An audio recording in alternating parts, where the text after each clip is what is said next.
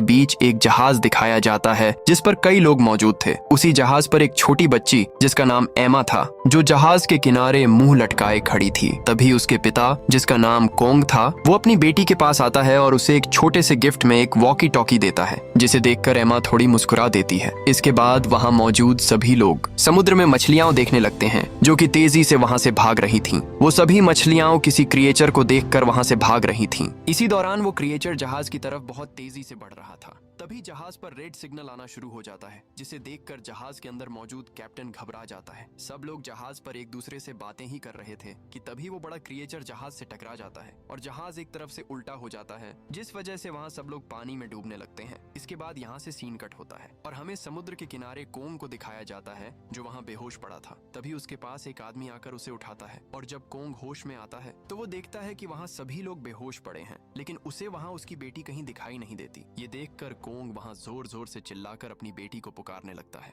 तभी उसे उसकी बेटी का रेडियो मिलता है। उसमें उसकी बेटी की आवाज आती है, लेकिन तभी अचानक रेडियो से उसकी बेटी की आवाज आना बंद हो जाती है। अब कोंग को पता चलता है कि वो इस जगह अकेला नहीं है, बल्कि दूसरे किनारे पर भी बहुत सारे लोग हैं। ये देखकर वहाँ मौजूद सभी लोग उन्हें बुलाते हैं, लेकिन इसी बीच कोंग को अपनी बेटी दिखाई देती है। ये देखकर कोंग उसे लेने जाता है, लेकिन तभी उसका दोस्त उससे कहता है कि वहाँ कुछ हिल रहा